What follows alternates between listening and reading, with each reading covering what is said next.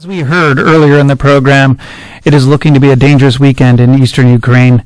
Tensions are also on the rise across Eastern Europe. And now Canada is increasing its role in the region. In Ottawa today, the Prime Minister announced that he is sending Canadian troops to take part in U.S.-led military exercises in Poland. James Bezan is the Parliamentary Secretary to the Minister of Defence.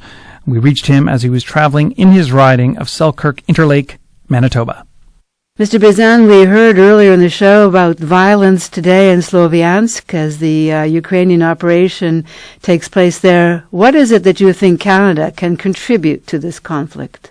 Well, we're going to continue isolating Russia and bringing on sanctions as well as more observers on the ground in Ukraine that will be there to witness how this is playing out from a military standpoint and the interventions that we're seeing from Russia.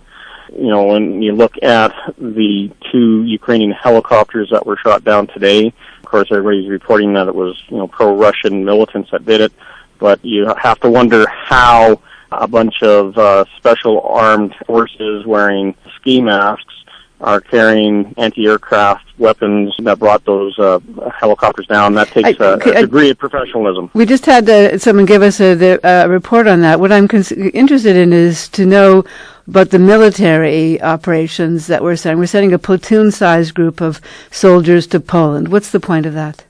Well, we are, through our NATO allies, reassuring NATO partners, especially those that are former Soviet states, like Poland and Romania and other Baltic nations, that we are with them 100% as allies. In Article 5, if they are attacked by a more aggressive Russia, we'll be there to defend NATO territory. So the CF-18s that we are placing in Romania are there to provide not only an opportunity for training for our troops and for interoperability with the Romanian Air Force, but it is there to provide air policing of NATO territory.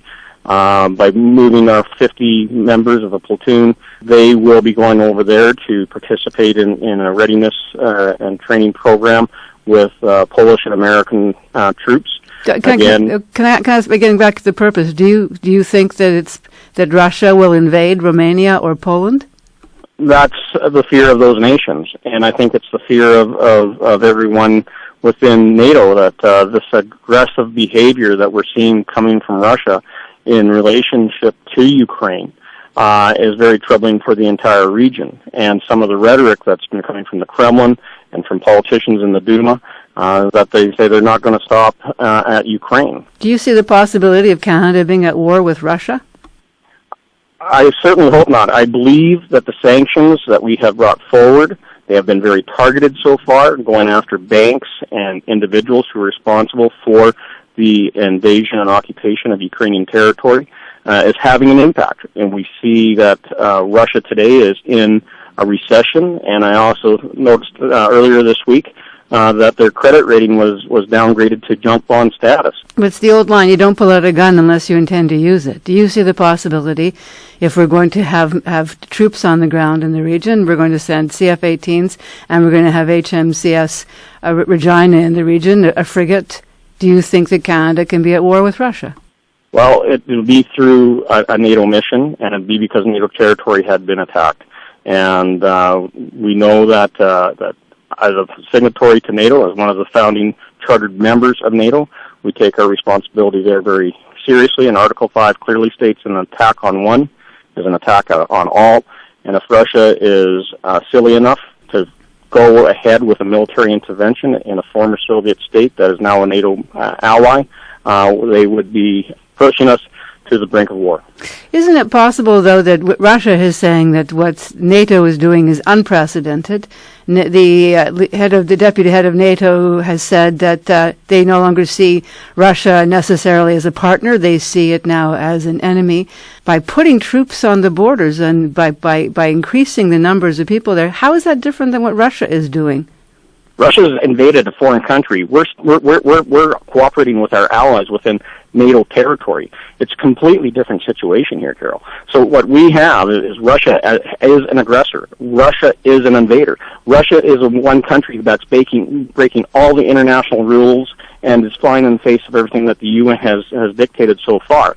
And they're going to be continuing to be isolated. What Canada is doing in collaboration with our NATO allies is ensuring that the security and the peace and stability that we have within NATO and in Central and Eastern Europe will continue. And is Canada supporting what Ukraine is doing militarily in the region? Well, Ukraine has been patiently waiting for Russia to come to the table and honor their commitments, and they haven't. So Ukraine has taken the appropriate measures to try to bring about peace and security within their own borders. They're not being an aggressor. They're not moving into Russian territory. They are trying to restore the peace within their own territorial oblasts. They've sent in APCs, they've sent in military helicopters, they've sent in military hardware. There is a situation there, as you know, very tense. Buildings are occupied, but at the same time, a large number of civilians are on the ground in that region. Do you think that Ukraine is approaching this in a way that's going to avoid civilian casualties?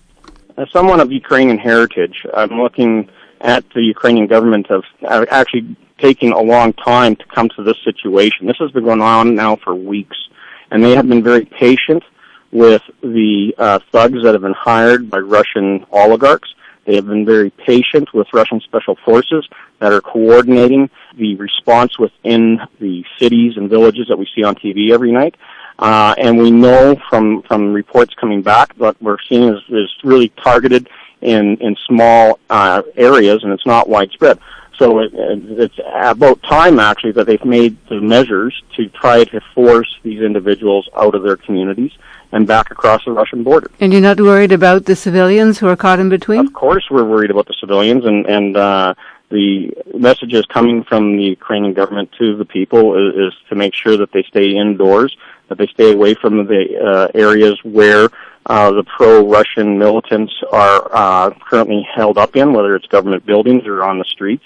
So it is, I think, important for the safety of the people there that the Ukrainian government actually brings in their paramilitary to get control of the situation on the ground and restore a normal day-to-day life for the people of Ukraine. Mr. Bezan, thank you. Anytime. James Bezan is the Parliamentary Secretary to the Minister of National Defence, Rob Nicholson. We reached Mr. Bezan in his riding of Selkirk, Interlake, Manitoba.